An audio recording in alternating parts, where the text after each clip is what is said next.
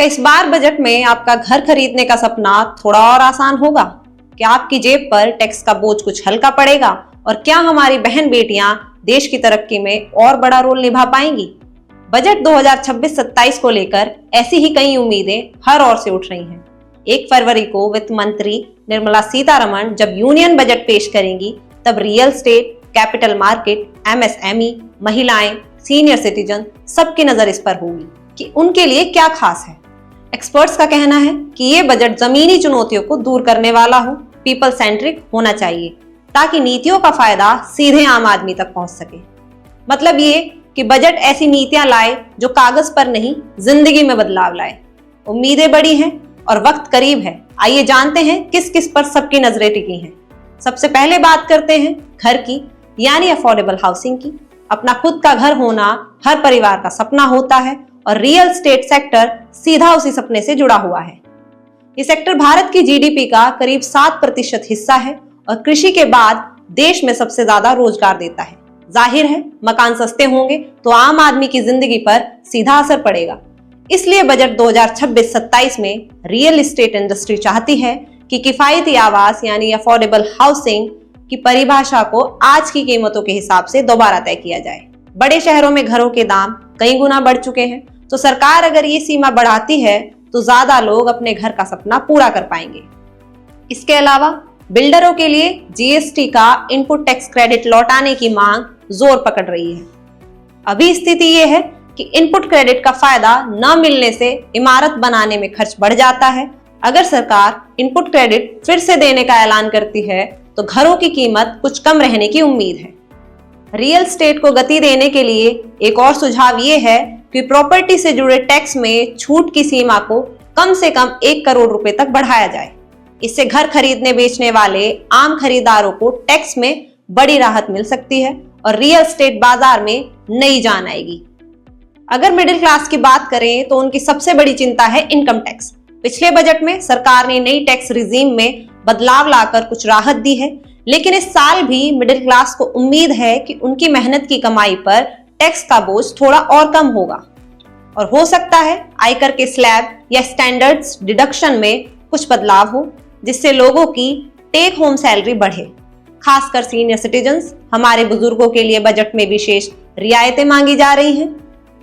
Experts का कहना है कि पेंशन भोगियों के बैंक ब्याज जैसे आमदनी के स्रोतों पर टैक्स कटौती की सीमा बढ़ाई जानी चाहिए और उनकी टैक्स फ्री इनकम लिमिट भी ऊंची होनी चाहिए।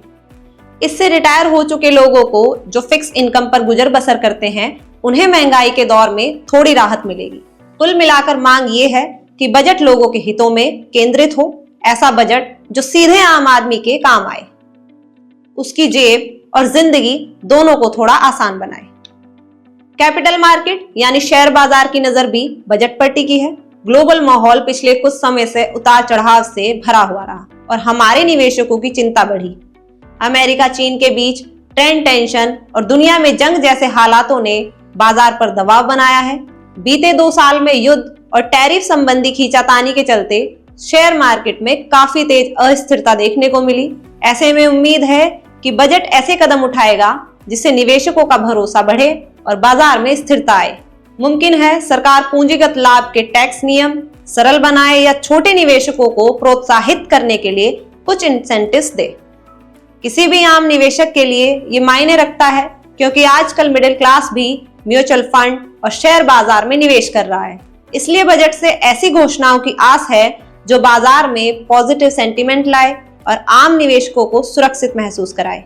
अब देश की आधी आबादी महिलाओं की बात करें तो सरकार ने पिछले कुछ सालों में महिलाओं को सशक्त बनाने के लिए कई योजनाएं शुरू की हैं, जिनसे कई महिलाएं आत्मनिर्भर बनी हैं।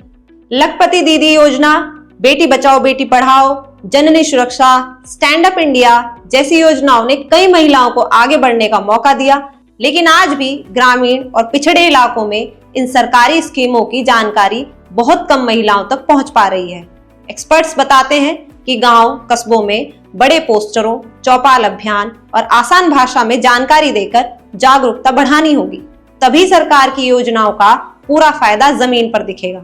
इसके साथ ही जो आर्थिक मदद महिलाओं को मिलती है, जैसे मैटरनिटी बेनिफिट्स यानी मैटरनिटी लीव के दौरान मिलने वाला भत्ता या पोषण योजनाओं के फंड वो महंगाई की गति के सामने काफी कम पड़ रहे हैं।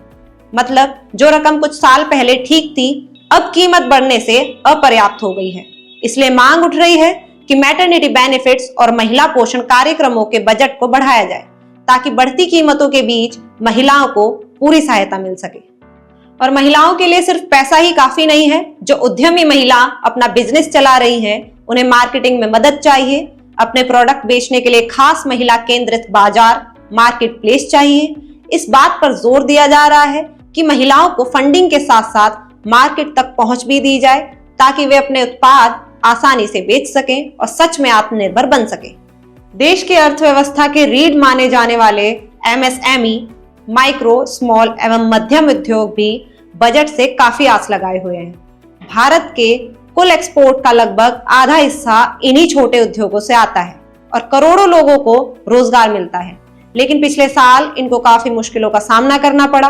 अंतर्राष्ट्रीय बाजार में उठापटक और बड़े देशों के टैरिफ युद्धों जैसे अमेरिका द्वारा लगाए गए आयात शुल्क ने हमारे छोटे उद्योगपतियों को झटके दिए हैं। ग्लोबल सप्लाई चेन में रुकावट, मुद्रा के उतार चढ़ाव जैसी समस्याओं ने एमएसएमई सेक्टर पर दबाव बनाया।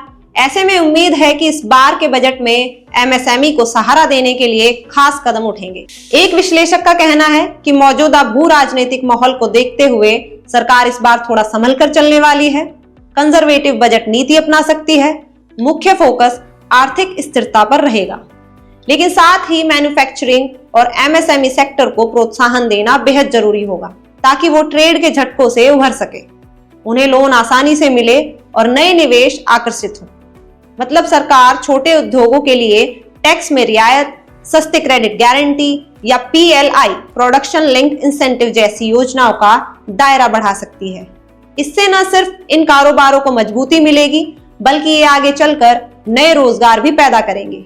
उद्योग जगत की ये भी ख्वाहिश है कि कारोबार करना आसान बनाया जाए, यानी ईज ऑफ डूइंग बिजनेस को बेहतर किया जाए। हमारे देश के स्टार्टअप्स भी चाहते हैं कि तमाम टैक्स और कानून कंप्लायंस का झंझट थोड़ा कम हो। अभी एक नए स्टार्टअप को GST, labour law, data privacy आदि के इतने नियमों का पालन करना पड़ता है कि आधी ऊर्जा कागजी कार्रवाई में चली जाती है। अगर सरकार कंप्लायंस सरल बनाती है और नए उद्यमों के लिए क्रेडिट यानी कर्ज आसानी से उपलब्ध कराती है तो ये स्टार्टअप तेजी से ग्रोथ कर पाएंगे।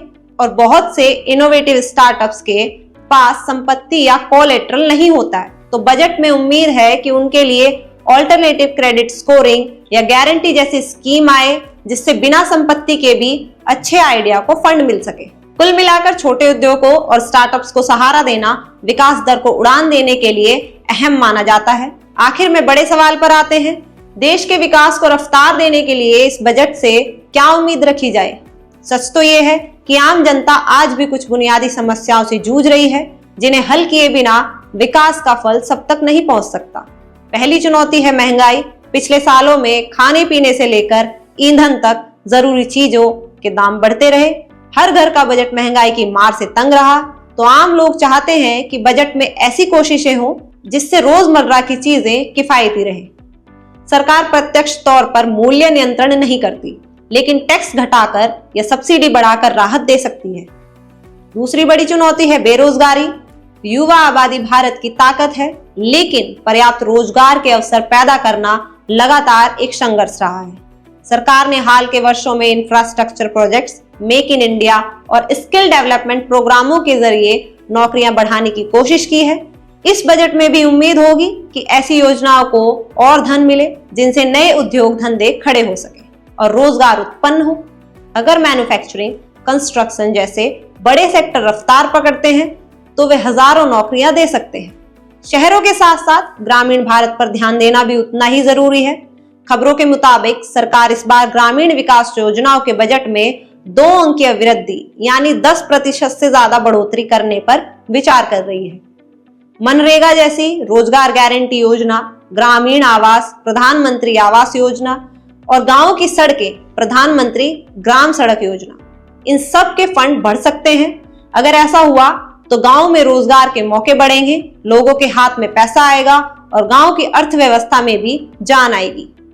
विकास का लाभ तभी असली माना जाएगा जब देश के दूर दराज इलाकों तक रोजगार, सड़क, बिजली, पानी जैसी बुनियादी सुविधाएं पहुंचे और बजट उन पर खास ध्यान देने वाला है। आखिरकार बजट सिर्फ आंकड़ों का हिसाब किताब नहीं होता, ये देश के हर वर्ग के सपनों से जुड़ा हुआ है। बजट 2026-27 से उम्मीदें बेहद ऊंची हैं। सस्ते घर, टैक्स में राहत, महिलाओं और युवाओं के लिए नए मौके, किसानों और बुजुर्गों के लिए सुरक्षा। सरकार के सामने चुनौती संतुलन बनाने की है। एक तरफ अर्थव्यवस्था को संभालना और दूसरी तरफ जनता को राहत देना। अगर ये बजट सच में लोगों की जिंदगी को आसान बनाता है और विकास को तेज करता है तो यही इसकी कामयाबी होगी। अब निगाहें 1 फरवरी पर हैं। देखना यह है कि वित्त मंत्री इन उम्मीदों पर कितना खरी उतरती हैं और क्या ये बजट देश के विकास गाथा में एक नया सुनहरा अध्याय जोड़ पाएगा। बस कुछ ही दिनों में तस्वीर साफ हो जाएगी और हम उम्मीद करते हैं कि इस बार बजट वाकई सबका साथ, सबका विकास को अगले स्तर पर ले जाए।